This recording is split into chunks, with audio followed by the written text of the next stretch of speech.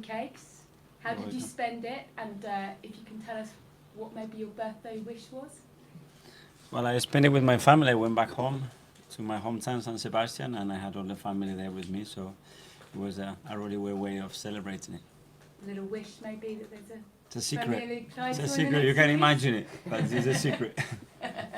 I guess if you tell us, then it maybe doesn't come true. So who knows? Let's come to matters ahead of tomorrow. And we spoke to you before the international break, and you talked about William Saliba knowing more in the next little while. How is he progressing? He is progressing. Unfortunately, he has still some discomfort in his back, and we are trying to manage it in the best possible way. Unfortunately, he's not going to be fit for this game, and we are trying. He's trying to do everything he can to feel better and get him back training, but not yet. There's a few scare stories around that it might be end of season.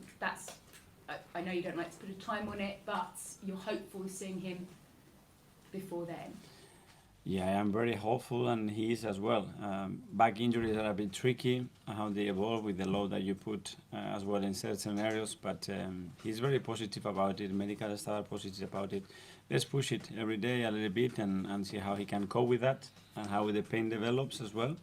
And he's obviously so willing to be back with the team. We saw Thomas Partey training yesterday, having missed that game and having had your physio alongside him. Is he okay? And the fact that you had kind of a physio with him, I guess, gives us a sense of just how important he is to you and what you want to do over the next few weeks. Yes, but it's something that we did in the past as well, and we have a really good relationship with the Ghanaian Federation, and we have to manage and look after our players, and they've been really positive about it as well. We try to help as much as possible, and I think it works both ways, and obviously he wasn't fit enough to play the second game, but hopefully he's going to be back for the weekend. And everyone else good after internationals? I mean, was it hot in your mouth?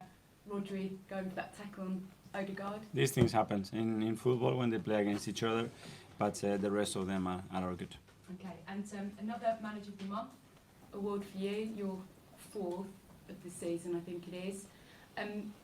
Lots of highlights in March, but one of the things you're most proud of is how you overcame that sort of blip a few weeks before. For sure, and we needed results, we needed performances, and we got the results in various ways.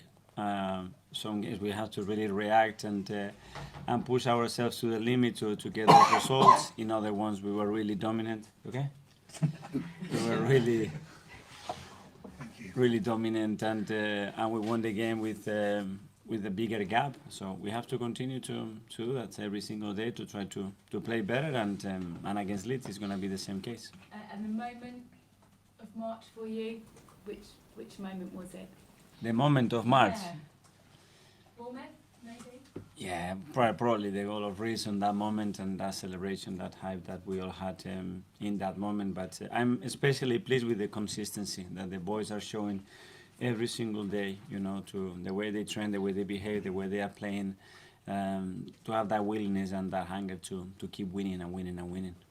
Earlier this week you did a piece that I looked back on this morning, and a lot of the themes through it was the unity, togetherness, enjoying what they're doing. Yeah. When you look at this group now and you think back to some of your most unified dressing rooms that you're in, which ones were there, and how far as a group did it manage to take you? Sorry, can you... The most unified dressing rooms that you've been part of, and how far that kind of group that really loved each other and bought into what you were doing, how far did it take you?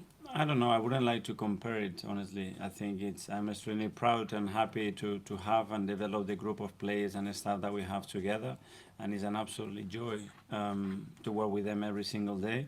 And just push every boundary, every limit, enjoy the challenge that we have ahead of us. Is the most beautiful part of the season, and we need to enjoy every second, every single day of it. And this is what we talk about every single day. I didn't want you to compare, but I just wondered which of your dressing rooms you've kind of taken inspiration from, those really tight units that you sort of sit here now when you look at what's ahead of you and think, that was amazing, that was the most unified place that I've been.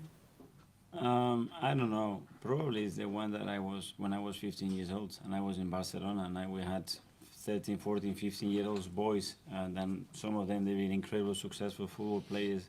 But we have to look after each other in a way, and it was not only in the dressing room because we lived together as well, and we all had our own issues, but as well our own hobbies and our way of being, and that was phenomenal. That was probably the biggest learning curve that I had in my career in football. To after try to take certain bits and experiences to take on board in your professional career. Charlie. Mikel, you mentioned the winner of Bournemouth. Leeds, of course, are another team fighting against relegation. What are the challenges we face a team fighting against relegation, but particularly at this time of the season? Well, in particular, Leeds, I think they have very clear DNA. You know how they are, how they behave, the character, that passion and energy that they play with. You know, and they've been doing it for a long, long time. And now with a new manager as well, with some new ideas, some players that they've been injured as well, which they have some issues with. They are back right now, so a very dangerous team that we discussed that openly and very clearly what we're going to expect tomorrow, and we're going to have to be really good to beat them. You mentioned Javi Gracia. I mean, what have you made of the work that he's done at the club? Really good, and I know him as a player because he used to play in my hometown really, really well, and now as a coach, and he's a really good coach, really dedicated, really thoughtful, very clear in the ideas that his team wants to play. He can vary as well, like he's done in many clubs, his way of playing and formations, very adaptable. He's coached so many teams already, you know, at his age, and that says you the quality that he has, and I think so far he's doing really well. One on Gabriel Jesus, of course, he's had the international break to get fully fit, but are you now seeing him at 100%? He's very close to that. In the last 10 days, he's really made a big step forward. You can see that he's looser, he's not thinking about it. You can see that he's already creating in training that chaos that he's capable of creating and this unique moment. So he's in a really good